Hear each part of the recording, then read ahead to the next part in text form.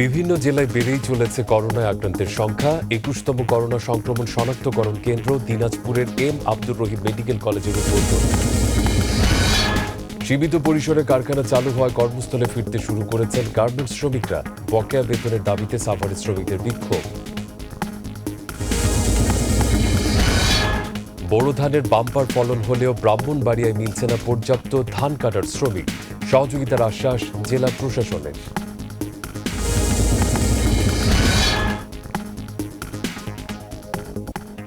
আসসালামু আলাইকুম, মেহেদী হাসান খান। সবাইকে আমন্ত্রণ জানাচ্ছি মাই টিভির জেলা সংবাদে।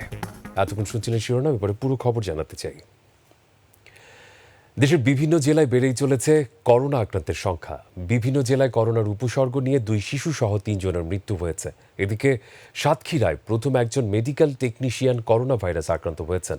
তিনি সাতক্ষীরা উত্তর কটিয়া এলাকার বাসিন্দা। এই ঘটনায় প্রশাসনের পক্ষ থেকে তার বাড়ি ও আশেপাশের কয়েকটি বাড়ি সহ লকডাউন করে লাল পতাকা টানিয়ে দিয়েছে। উপজেলা নির্বাহী অফিসার দেবাশিস চৌধুরী জানান, বাড়ির সকল সদস্যের নমুনা সংগ্রহ করে পিসিআর ল্যাবে পাঠানোর প্রস্তুতি চলছে। জামালপুরে নতুন করে 4 চিকিৎসক, 3 পুলিশ, 1 নার্স করোনায় আক্রান্ত হয়েছেন। এই নিয়ে জেলায় আক্রান্তের সংখ্যা দাঁড়ালো 44 জনে। Deputy civil surgeon doctor Mohammad Shafiquzzaman জানান, গত 24 ঘন্টায় নমুনা পরীক্ষায় আরও 8 জনের দেহে করোনা সংক্রমণ পাওয়া গেছে। এদের মধ্যে 6 চিকিৎসক সহ 18 জনই স্বাস্থ্যকর্মী। কুড়িগ্রামের নাগেশ্বরী এবং ভুরুঙ্গামারী উপজেলায় করোনা উপসর্গ নিয়ে 2 শিশুর মৃত্যু হয়েছে। মৃত্যু 2 শিশু এবং তাদের পরিবারের সদস্যদের নমুনা সংগ্রহ করেছে উপজেলার স্বাস্থ্য বিভাগ। ভোরে নাগেশ্বরী উপজেলার কুটি নাওডাঙ্গা গ্রামের মোবারক আলীর 6 মাসের ছেলে করোনা উপসর্গ নিয়ে মারা যায়। নাগেশ্বরী উপজেলার স্বাস্থ্য পরিবার ও পরিকল্পনা কর্মকর্তা ডাক্তার আবু বকর সিদ্দিক জানান, জন্মের পর থেকে ওই শিশু অসুস্থ ছিল। সম্প্রতি তাকে নিয়ে রংপুর মেডিকেল হাসপাতালে গিয়েছিলেন তার পরিবার। অপরদিকে ভুরুঙ্গামারী উপজেলার শাহী বাজার গ্রামের রিয়াজুল ইসলামের 6 বছরের কন্যা নাফিজার তীব্র জ্বর সহ খিঁচুনি ছিল। এই অবস্থায় মেয়েটি আজ ভোরে মারা যায়। করোনা ভাইরাসে আক্রান্ত হয়ে রাজশাহীর বাঘা উপজেলার গাওপাড়া গ্রামের আব্দুস সুবহান নামের এক বৃদ্ধের মৃত্যু হয়েছে। সকাল 9টায় রাজশাহী মেডিকেল কলেজ হাসপাতালে চিকিৎসাধীন অবস্থায় তিনি মারা যান। করোনার হটস্পট চিহ্নিত পুরো নারায়ণগঞ্জ জেলায় 19 দিনের মতো চলছে লকডাউন। পুলিশের পাহারায় বন্ধ শহর ও বন্দরের সবচেয়ে বড় সেন্ট্রাল খেয়াঘাট। এরপরেও থেমে নেই বিকল্পভাবে নদী পার হয়ে মানুষের অবাধ চলাচল। রবিবার সকাল থেকে বিকেল পর্যন্ত এই চিত্র দেখা গেছে নারায়ণগঞ্জ শহরের 3 নং মাঝঘাট এলাকায়। এদিকে নারায়ণগঞ্জের 24 ঘন্টায় নতুন করে করোনা ভাইরাস আক্রান্ত হয়ে মারা গেছেন আরও 3 জন। এই নিয়ে জেলায় প্রাণঘাতী করোনা ভাইরাসে মারা গেছেন সর্বমোট 42 জন। যশোর বিজ্ঞান ও প্রযুক্তি বিশ্ববিদ্যালয়ের জেনোম সেন্টারে গত 24 ঘন্টায় 42টি নমুনা পরীক্ষা করা হয়েছে। এদের মধ্যে করোনা ভাইরাস শনাক্ত হয়েছে 14 জনের। যশোরের civil surgeon doctor Sheikh Abu Shahin নতুন করে 14 জনের করোনা ভাইরাস আক্রান্ত হওয়ার কথা নিশ্চিত করেছেন। এদিকে ঝিনাইদহে 24 ঘন্টায় একজন স্বাস্থ্যকর্মী সহ আরও 8 জন করোনায় আক্রান্ত হয়েছে। এ নিয়ে জেলায় মোট করোনা আক্রান্ত হলো 10 জন। আক্রান্তদের বয়স 32 থেকে 40 বছরের মধ্যে। ঝিনাইদহের civil surgeon doctor Selina Begum জানান, যশোর বিজ্ঞান ও প্রযুক্তি বিশ্ববিদ্যালয়ে করোনা পরীক্ষার জন্য নতুন করে 15 জনের নমুনা পাঠানো হয়। শরীয়তপুরে নতুন করে একদিনে সর্বোচ্চ 7 জনের দেহে মিলেছে করোনা ভাইরাসের উপস্থিতি। এ নিয়ে জেলায় মোট আক্রান্তের সংখ্যা দাঁড়ালো 20 জনে। প্রথমবারের মতো জেলার ভেদরগঞ্জ উপজেলায় শনাক্ত হয়েছে করোনায় আক্রান্ত রোগী। নড়াইলে গত 24 ঘন্টায় নতুন করে জেলা প্রশাসকের সিএ সহ 3 জন করোনা আক্রান্ত হয়েছেন। এর মধ্যে লোহাগড়া উপজেলার 2 জন রয়েছেন। এ নিয়ে নড়াইল জেলায় 4 চিকিৎসক সহ বর্তমানে মোট 9 জন করোনা ভাইরাসে আক্রান্ত রোগী রয়েছেন বলে জানিয়েছেন civil surgeon doctor Mohammad Abdul Momen. নীলফামারীতে করোনা ভাইরাস শনাক্তে গত 2রা এপ্রিল থেকে জ্বর, সর্দি, কাশি, গলা ব্যথায় আক্রান্ত 346 জন ব্যক্তির নমুনা সংগ্রহ করে রংপুর মেডিকেল কলেজের মাইক্রোবায়োলজি বিভাগে পাঠানো হয়। গত 23 দিনে 229 জনের রিপোর্টে কোভিড-19 ধরা পড়ে 10 জনের শরীরে। রংপুর মেডিকেল কলেজের মাইক্রোবায়োলজি বিভাগে পাঠানো 117 জনের রিপোর্টের অপেক্ষায় রয়েছে জেলা স্বাস্থ্য বিভাগ। বর্তমানে আইসোলেশনে রয়েছে 9 জন। হোম কোয়ারেন্টাইনে 5,201 জন ও প্রাতিষ্ঠানিক কোয়ারেন্টাইনে রয়েছে 38 জন। এবার মানিকগঞ্জের সাটুরিয়া থেকে করোনা পরিস্থিতি ও নিরাপত্তার খবর জানাচ্ছেন আমাদের প্রতিনিধি কাউসার আহমেদ। আমি এখন দাঁড়িয়ে আছি মানিকগঞ্জের সাটুরিয়ার জনবহুল রোডে। মানিকগঞ্জের সাটুরিয়ায় এখন পর্যন্ত করোনা ভাইরাসের কোনো সংক্রমণ হয় নাই। আর সাটুরিয়া থানা পুলিশ তৎপর রয়েছেন, সে অপ্রয়োজনে কাউকে ঘর থেকে বের হতে দিচ্ছেন না। এই জন্যই সাটুরিয়াবাসী এখন পর্যন্ত করোনা ভাইরাসের সংক্রমণ দেখা দেয়নি। এখন আমি কথা বলবো সাটুরিয়া থানা ভারপ্রাপ্ত কর্মকর্তা জনাব মতিউর রহমান মিয়ার সাথে। করোনা ভাইরাস সারা পৃথিবীকে বিচ্ছিন্ন করে ফেলেছে। এটা যখন প্রথম আমরা শুনতে পারলাম তখনই আমরা সচেতন হয়েছি যে না, আমাদের দেশে কী করণীয় করতে হবে। আমরা তখন থেকেই আমরা কাজে নেমে পড়েছি। আমরা বিদেশ থেকে যারা আসছে তাদেরকে ঘরের ভিতরে রাখার জন্য চেষ্টা করেছি, যে সফল হয়েছি। যারা তাবলিগ জামাতে আসছে তাদেরকে আমরা ঘরের ভিতরে রাখতে চেষ্টা করেছি, সফল হয়েছি। এখন রাস্তাঘাটে বিভিন্ন জেলা থেকে লোকজন আসতেছে। আমরা অত্যন্ত তৎপর সাটুরিয়ার জন্য আর আক্রান্ত না হয়। এ পর্যন্ত আমরা অনেক কষ্ট করে, অনেক জনগণকে ধৈর্য ধরতে বাধ্য করেছি, কষ্ট করেছি, জনগণও চেষ্টা করতেছে। এজন্য আমাদের সাটুরিয়া এ পর্যন্ত করোনা ভাইরাসে আক্রান্ত হয় নাই। প্রত্যেকটা 3টা চেকপোস্ট আমরা এখানে স্থাপন করেছি। গোলরা একটা, নান্দেশ্বরী এই পয়েন্টে তার দামরাইয়ের সাথে, এবং দিঘুলিয়ায় একটা 3টা চেকপোস্ট আমরা শক্তিশালী চেকপোস্ট করেছি। একেবারে চেক করে সাধারণ জনগণকে আমরা চলাচল বিচ্ছিন্ন করেছি, চলাচল করতে দিচ্ছি না। শুধু পণ্যবাহী নিত্য প্রয়োজনীয় জিনিস যেটা যাদের চলার প্রয়োজন তাদেরকে শুধু চলাচলের জন্য উন্মুক্ত রেখেছি। যেমনটা বলেছিলেন সাটুরিয়া থানা ভারপ্রাপ্ত কর্মকর্তা জনাব মতিউর রহমান মিয়া। এই ছিল সাটুরিয়া করোনা ভাইরাসের সর্বশেষ খবর। ধন্যবাদ কাউসার আহমেদ। এদিকে জয়পুরহাটে আরও 2 জনের করোনা শনাক্ত হয়েছে। এ নিয়ে জেলায় মোট আক্রান্তের সংখ্যা 6। আক্রান্ত একজন ঢাকা ফেরত 24 বছর বয়সী এক যুবক ও অন্যজন গাজীপুর ফেরত 20 বছর বয়সের তরুণী। শনিবার রাতে তাদের করোনা শনাক্তের কথা নিশ্চিত করেছেন জেলা সিভিল সার্জন ডাক্তার সেলিম মিয়া। দেশের 21তম করোনা সংক্রমণ শনাক্তকরণ কেন্দ্র দিনাজপুর এম আব্দুর রহিম মেডিকেল কলেজের উদ্বোধন করা হয়েছে। দুপুরে বাংলাদেশ জাতীয় সংসদের হুইপ ইকবালুর রহিম আর টিপিসি আর ল্যাবটির আনুষ্ঠানিক উদ্বোধন করেন। এ সময় উপস্থিত ছিলেন মেডিকেল কলেজের অধ্যক্ষ ডাক্তার শিবেশ সরকার। এই কেন্দ্র থেকে রংপুর বিভাগের দিনাজপুর সহ 4 জেলা, ঠাকুরগাঁও, পঞ্চগড়, নীলফামারী করোনা উপসর্গ নিয়ে আসা রোগীদের নমুনা পরীক্ষা করা যাবে। সিরাজগঞ্জের উল্লাপাড়ায় করোনা ভাইরাসের প্রাদুর্ভাব রোধে মানুষকে ঘরে থাকতেও নিরাপদ দূরত্ব বজায় রাখতে স্থানীয় প্রশাসন ব্যাপক তৎপরতা চালালেও সাধারণ মানুষ তার কোনো তোয়াক্কা করছে না। তবে করোনার আতঙ্কে সবকিছু লকডাউন থাকলেও বাজারগুলোর চিত্র ভিন্ন। রমজান উপলক্ষে মাছের দোকান কিংবা সবজির দোকান সবখানেই ক্রেতার সমাগম অনেকটাই বেড়ে গিয়েছে। মুখে মাস্ক থাকলেও কোনো সামাজিক দূরত্ব মানছেন না কেউই। এদিকে করোনা ভাইরাসের কারণে দীর্ঘ 1 মাস বন্ধ থাকার পর আজ সাভার ও আশুলিয়ার বেশ কিছু গার্মেন্টস খুলে দেওয়া হয়েছে। সকাল থেকে শ্রমিকরা দলে দলে কারখানায় প্রবেশ করে উৎপাদন শুরু করেছে। শ্রমিকদের দাবি, করোনা ভাইরাসের মধ্যে গার্মেন্টস কারখানা খুলে দেয় তারা স্বাস্থ্য ঝুঁকিতে পড়তে পারেন। এদিকে মালিকপক্ষের দাবি, নিরাপদ নিশ্চিত করেই তারা কারখানা খুলে দিয়েছেন। এছাড়া মার্চ মাসের বেতনের দাবিতে সাভারের আক্তার ফার্নিচার্স লিমিটেডের কারখানায় ব্যাপক ভাঙচুর করেছে শ্রমিকরা। পরে খবর পেয়ে পুলিশ ঘটনাস্থলে গিয়ে পরিস্থিতি নিয়ন্ত্রণে আনে। ময়মনসিংহ অঞ্চল থেকে ঢাকামুখী গার্মেন্টস কর্মীদের ঢল নেমেছে ময়মনসিংহ ঢাকা মহাসড়কে। ভোর থেকে দলে দলে মানুষ রওনা হয়েছেন কর্মস্থলের দিকে। আজ থেকে গার্মেন্টস খুলে দেয় বাধ্য হয়ে ঘর ছেড়ে ছুটে চলেছেন তারা।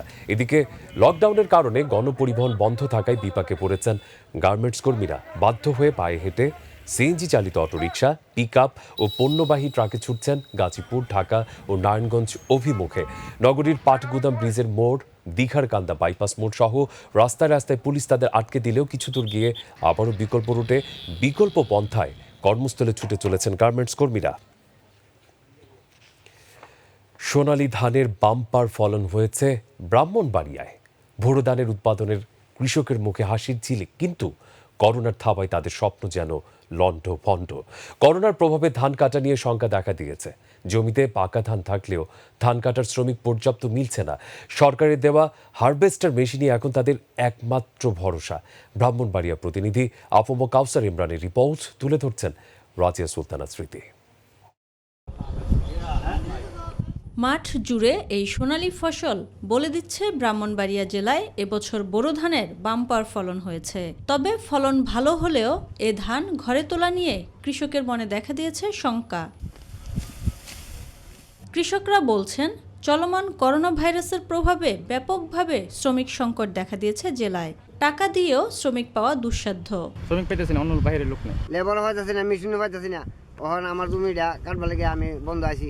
এদিকে কৃষি বিভাগ জেলা প্রশাসনের সহায়তায় শ্রমিক সংকট মোকাবেলায় নতুন 18টি হারভেস্টার মেশিন পেয়েছে। ফলে আগের 22টি মেশিন সহ মোট 40টি মেশিনে ধান কাটামারাই করছে। এতে খরচও তুলনামূলক কম। বর্তমানে 25 থেকে 30 কানি জমি ধান কাটতে পারি। মেশিন হতে কৃষকের জন্য অনেক উপকার হয়েছে। কানি প্রতি 5,000 টাকা হয়েছে, ওখানে আমি 1,500 টাকা কাটতে পারতেছি। জমিতে কাটাইলে লোকে মানে লুস্কানে বাকি হয়। এদিকে করোনায় বেকার হয়ে পড়া শ্রমিকরা পরিবার নিয়ে মানবেতর জীবন কাটাচ্ছেন। এখন করোনার পরিস্থিতি কোনো দিকে বেরোনো যাচ্ছে না। 900 টাকা রোজ আমার দিয়ে আমার সংসার কোনো টেনা আর্সা করে চলতেছি। কাজ দিয়ে চলতে সংসার এইভাবে নিয়ে কষ্ট করে চলতেছি।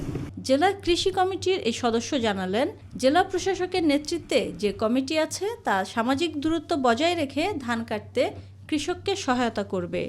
নিরাপদ দূরত্ব বজায় রেখে শ্রমিকদেরকে কাজে লাগানোর জন্য নির্দেশনা দেওয়া হয়েছে। ধান শুকানোর মেশিন এবার পেয়েছে এবং এই মেশিনটার বিশেষত্ব হলো যে একসাথে 12 থেকে 14 মণ ধান শুকানো যায়। আপৎকালীন সময়ে এই মেশিনটা পাওয়াতে আমরা খুবই উপকার হয়েছে আমাদের। দুর্যোগময় পরিস্থিতিতে হারভেস্টার মেশিন সহ নানা উপায়ে কৃষকদের সমস্যার সমাধানের কথা জানালেন এই কর্মকর্তা। আমাদের এই জেলাতে কৃষি যন্ত্রায়নের বিভিন্ন প্রকল্পের আওতায় সব মিলে প্রায় 40টির বেশি কম্বাইন্ড হারভেস্টার কাজ করছে এবং প্রায় 10-12টার মতো রিপার কাজ করছে এবং শ্রমিকরা উৎসাহ নিয়ে আমাদের ধান ঘরে তুলছে। আর জেলা প্রশাসক জানালেন, শ্রমিক সংকট নিরসনে কাজ চলছে। খুব শীঘ্রই ফসল ঘরে তুলতে পারবেন কৃষকরা। আশা করছি ধান কাটা শ্রমিকের কোনো সংকট হবে না এবং যে ভালো ফলনটি আমরা মাঠে দেখতে পাচ্ছি সেটি কৃষকের ঘরে উঠবে। রাজিয়া সুলতানা স্মৃতি, মাই টিভি নিউজ ডেস্ক। করোনা ভাইরাসের কারণে দুশ্চিন্তায় কুষ্টিয়া সদর উপজেলার জোতপাড়া শিবপুর গ্রামের কৃষকেরা। শ্রমিকের অভাবে ফসলের পরিচর্যা কিংবা ঘরে তোলা কিছুই সম্ভব হচ্ছে না তাদের। অন্যদিকে কালবৈশাখী ঝড়ে ফসলের ক্ষতির আশঙ্কা তাদের, এমনকি সংকটকালীন সময় পরিবারের খরচ চালানো তাদের জন্য কঠিন হয়ে পড়েছে। খেতে কাজ করার লোক না পেয়ে কষ্টের বড় ধান নিয়ে উৎকণ্ঠায় দিন পার করছেন তারা। এদিকে বগুড়ায় করোনা ভাইরাসের কারণে কৃষি শ্রমিক সংকট হওয়ায় জেলার নন্দীগ্রামে স্বেচ্ছায় শ্রমের মাধ্যমে প্রান্তিক কৃষকদের ধান কেটে ঘরে তুলে দেওয়ার কর্মসূচির উদ্বোধন করা হয়েছে। প্রধানমন্ত্রী শেখ হাসিনার নির্দেশনায় স্থানীয় কৃষক লীগের উদ্যোগে কর্মসূচিতে জেলা কৃষক লীগের সভাপতি আলমগীর বাদশাহ সহ স্থানীয় কৃষক লীগের নেতাকর্মীরাও এই সময় উপস্থিত ছিলেন। সিরাজগঞ্জের তারাস উপজেলার দত্তবাড়ি গ্রামের দরিদ্র কৃষক সবুজ মাহাতোর 3 বিঘা জমির ধান কেটে দিয়েছেন স্থানীয় রাজনৈতিক নেতাকর্মীরা। দেশিগ্রাম ইউনিয়ন আওয়ামী লীগ, ছাত্রলীগ ও স্বেচ্ছাসেবক লীগের 25 জন স্বেচ্ছাশ্রমে দিনভর এই ধান কাটায় অংশ নেন।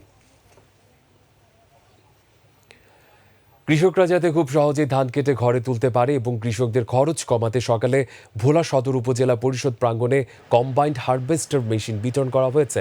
ভোলা সদর উপজেলার চেয়ারম্যান মোশাররফ হোসেন এই মেশিন বিতরণ করেন। এই সময় সদর উপজেলা নির্বাহী কর্মকর্তা মিজানুর রহমান সোহেল, উপজেলা কৃষি কর্মকর্তা মোহাম্মদ রিয়াজুল ইসলাম রিয়াজ সহ অন্যান্যরা উপস্থিত ছিলেন। চাঁপাইনবাবগঞ্জ থেকে 60 জন ধান কাটা শ্রমিককে নওগাঁ জেলায় পাঠালো জেলা পুলিশ।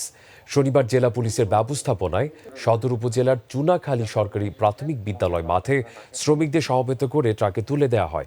এই সময় police super AHM Abdur Rakib প্রত্যেক শ্রমিককে মাস্ক, সাবান ও গামছাও প্রদান করেন।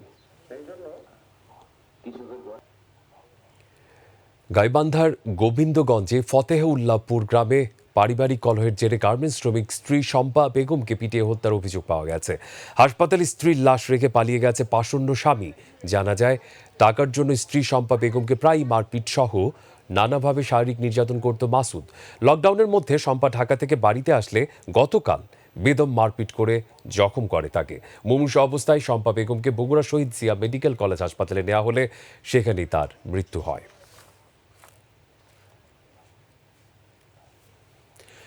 গাজীপুরের শ্রীপুরে অগ্নিকাণ্ডে বসত বাড়ির 8টি ঘর পুড়ে গেছে। এ নিয়ে আসমা আক্তার নামে মানসিক প্রতিবন্ধী এক মধ্যবয়সী নারীর মৃত্যু হয়েছে। একটি টিনশেড ঘরে শিকলে বাঁধা অবস্থায় ছিল এই নারী। গত মধ্যরাতে উপজেলার শ্রীপুর পৌরসভার কেওয়া পশ্চিম খণ্ড গ্রামের দারগার চালা এলাকায় এই মর্মান্তিক ঘটনা ঘটে। ফরিদপুরের বোয়ালমারী উপজেলার গুনবহা গ্রাম থেকে ডাকাতির প্রস্তুতি নেওয়ার সময় 4 জনকে আটক করেছে পুলিশ। ভোররাতে আটকের পর রোববার দুপুরে তাদের আদালতে পাঠানো হয়। বোয়ালমারী থানার অফিসার ইনচার্জ আমিনুর রহমান জানান, আটককৃতদের বিরুদ্ধে বিভিন্ন থানায় হত্যা, ধর্ষণ, মাদক, ছিনতাই, চুরি সহ 34টি মামলা রয়েছে।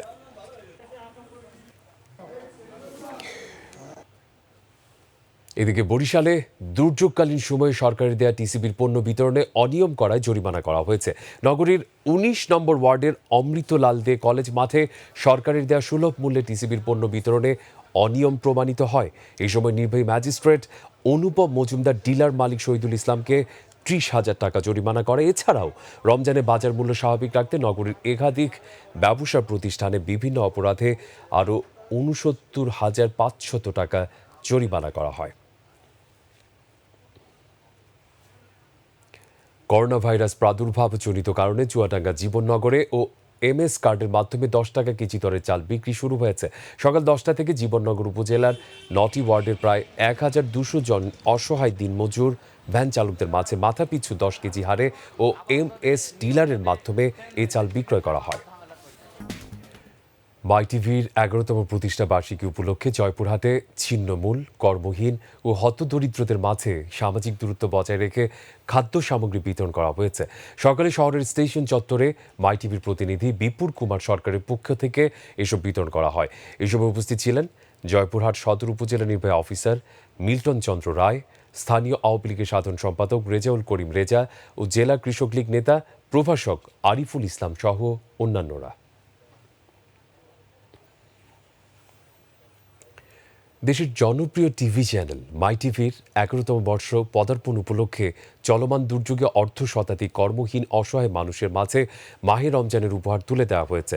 সকাল থেকে অসহায় এবং সামাজিক অবস্থানের কারণে কোথাও হাত পাততে পারেন না এমন ঘরবন্দি মানুষের বাড়িতে বাড়িতে গিয়ে ইফতার উপকরণ পৌঁছে দেন মাইটিভির কলাপাড়া কুয়াকাটার প্রতিনিধি সাইফুল ইসলাম রয়েল। মাইটিভি অসহায় পরিবারের পাশে দাঁড়ানোর জন্য কৃতজ্ঞতা প্রকাশ করেছেন পৌর মেয়র বিপুল চন্দ্র হাওলাদার। ব্রাহ্মণবাড়িয়ার পবিত্র মাহে রমজান উপলক্ষে ব্রাহ্মণবাড়িয়ার চেম্বার অ্যান্ড কমার্সের পরিচালক জাবেদুল ইসলাম সোহাগের উদ্যোগে করোনায় কর্মহীন 200 দুস্থ ও অসহায় পরিবারের মাঝে খাদ্য ও ইফতার সামগ্রী প্রদান করা হয়েছে। সকালে শহরের পৈরতলায় খাদ্য সামগ্রী বিতরণের সময় সদর উপজেলা নির্বাহী কর্মকর্তা পঙ্কজ বড়ুয়া, সদর উপজেলা আওয়ামী লীগের সাধারণ সম্পাদক মাহবুব আলম, মাইটিভির জেলা প্রতিনিধি আফম কাউসার ইমরান, চেম্বার অ্যান্ড কমার্সের পরিচালক জাবেদুল ইসলাম সোহাগ সহ এলাকার বিশিষ্টজনেরাও উপস্থিত ছিলেন।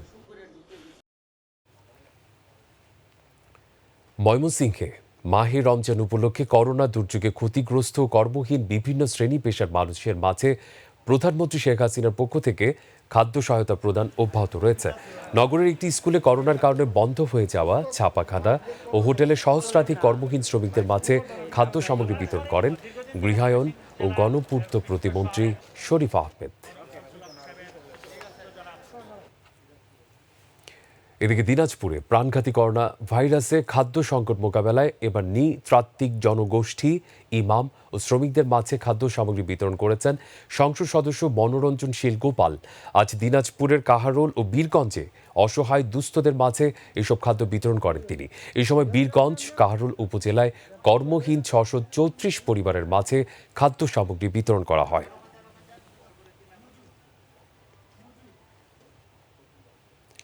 নারায়ণগঞ্জের ফতুল্লায় 1 মাসের বাড়ি ভাড়া মওকুফ করে দৃষ্টান্ত স্থাপন করেছেন এক বাড়িওয়ালা। প্রবাসী মোহাম্মদ শহীদ আশরাফ ও সাইদের এই উদারতায় কৃতজ্ঞতা প্রকাশ করেছেন প্রায় 35টি পরিবার। এছাড়া 350টি পরিবারের মাঝে সামাজিক দূরত্ব বজায় রেখে পবিত্র রমজান মাস উপলক্ষে ত্রাণ সামগ্রী বিতরণ করা হয়েছে। মানবতাময় এই উদ্যোগের জন্য এলাকাবাসীর পক্ষ থেকে ধন্যবাদ জানানো হয়। করোনা ভাইরাসের কারণে বেকার হয়ে পড়া ধামরাইয়ের সোমভাগ ইউনিয়নের গোয়ালদি ও কাশীপুর এলাকায় জেলা আওয়ামী লীগের 5 শতাধিক মানুষের মাঝে নিরাপদ দূরত্ব বজায় রেখে খাদ্যদ্রব্য সামগ্রী বিতরণ করেছে। রাতে বাড়ি বাড়ি গিয়ে বিতরণকৃত খাদ্যদ্রব্যের মধ্যে ছিল চাল, ডাল, আলু, তেল, পেঁয়াজ, আটা ও ছোলা।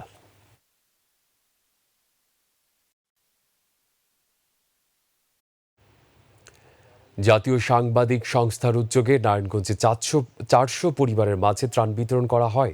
এই সময় সংস্থার সভাপতি ও সাধারণ সম্পাদক সহ এলাকার বিশিষ্টজনেরা উপস্থিত ছিলেন।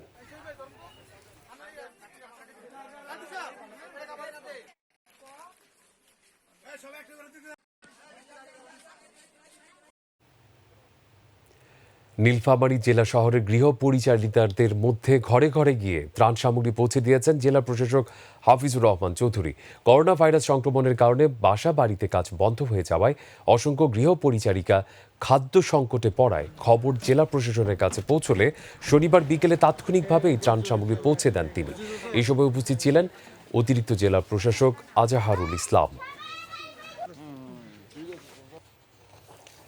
পবিত্র রমজান উপলক্ষে জেলা প্রশাসনের সহায়তায় 80 জন শারীরিক প্রতিবন্ধীকে খাদ্য সামগ্রী প্রদান করা হয়েছে। দুপুরে স্থানীয় নিয়াজ মোহাম্মদ স্টেডিয়ামে খাদ্য বিতরণ করেন জেলা প্রশাসক হায়াতুদ্দৌলা খান। উপস্থিত ছিলেন সদর ইউএনও পঙ্কজ পড়ুয়া, চেম্বার অব কমার্সের পরিচালক আব্দুল মালিক সহ জেলা ও উপজেলা প্রশাসনের কর্মকর্তারা।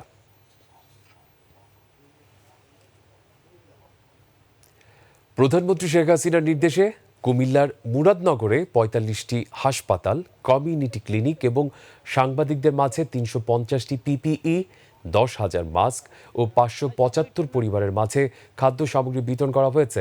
সকালে মুরাদনগরের হাসপাতাল, কমিউনিটি ক্লিনিক এবং সাংবাদিকদের পিপিই ও শ্রীকাইল ইউনিয়নের দুস্থ এবং অসহায় 575টি পরিবারের মাঝে এই খাদ্য সামগ্রী বিতরণ করা হয়।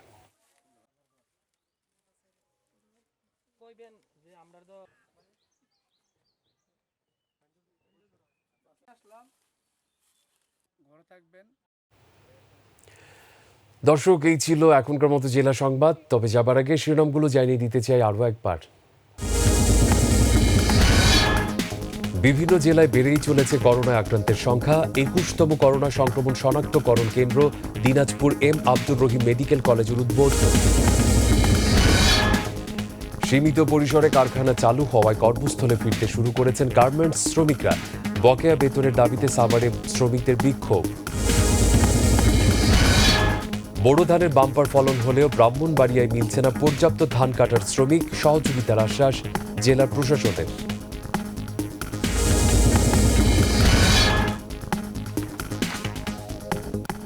দর্শক, এই ছিল এখনকার মতো জেলা সংবাদ। এছাড়া ইউটিউবে মাই টিভি সংবাদ পেতে ভিজিট করুন youtube/mytvpt নিউজ এবং আমাদের সকল অনুষ্ঠান দেখতে ভিজিট করুন youtube/mytv বাংলা, facebook/mytv বাংলা এবং twitter/mytv বাংলা।